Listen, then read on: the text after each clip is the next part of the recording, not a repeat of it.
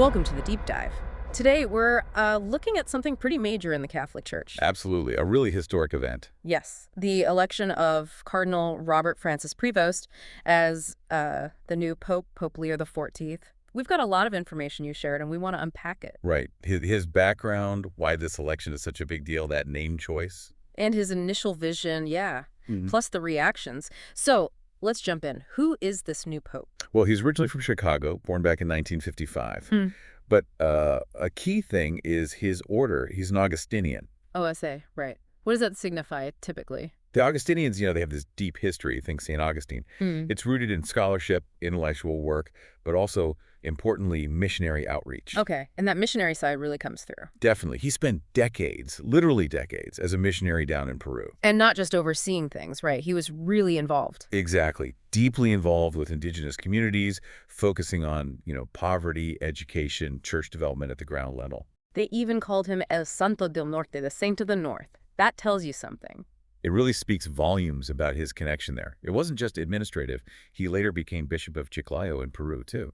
So he has this profound experience in the global south. A vital perspective, yes. Yeah. Then he comes back to Rome, and in 2023, he gets this major role, prefect of the dicastery for bishops. Okay, explain that role a bit. That's basically the office that oversees selecting bishops all around the world. So incredibly influential. He'd have seen the needs of the church globally from a very unique vantage point. Right, which makes his own election even more interesting. It happened May 8th, 2025, and it was fast. Very fast. Just 2 days, 4 ballots, succeeding Pope Francis, who stepped down. And the historical firsts here are just huge. Absolutely huge. First American Pope ever. First Augustinian Pope, too. And one of only a handful with dual citizenship, U.S. and Peruvian.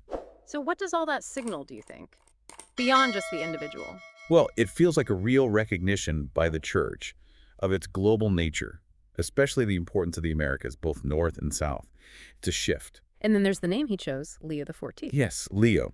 That immediately makes you think of Pope Leo XIII, end of the 19th, early 20th century. What's the main connection there? Leo III is really known for his progressive social teachings, especially Rerum Novarum.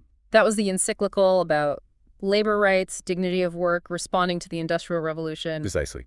Addressing worker exploitation, calling for justice.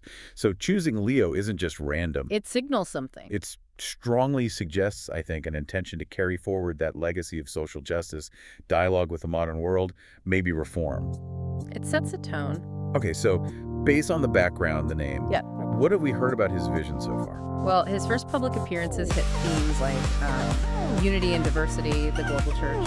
Peacemaking was prominent too, given world conflicts. And inclusion. Yes, inclusion and compassion, especially mentioning migrants, the poor. And also renewing faith, like engaging youth, interfaith cooperation. And looking ahead, what priorities might we expect, given everything? You could probably anticipate things like maybe more decentralization, empowering local bishops more, given his background. More pastoral focus? Yes, bishops rooted locally. Yeah. And likely stronger stances on, climate change, poverty, human rights.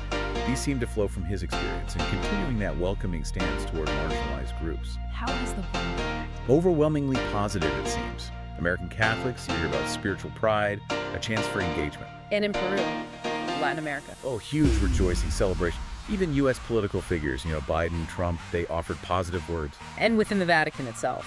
Seems he's seen as a potential bridge builder.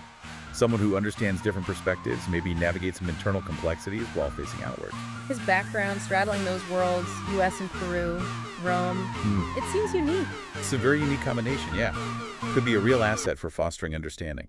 So, wrapping things up, it really feels like the election of this American Pope, Leo XIV, with his deep roots in social justice in Peru, and this symbolic name. It's a significant moment. A potentially transformative one, yes. It definitely marks a new chapter. Which leaves a thought for you, listening. How might Pope Leo XIV's very distinctive background and the weight of that name, Leo, actually shape the church's direction and its influence in the world going forward? Yeah. What kind of specific actions might we see that really reflect who he is and the legacy he's invoking?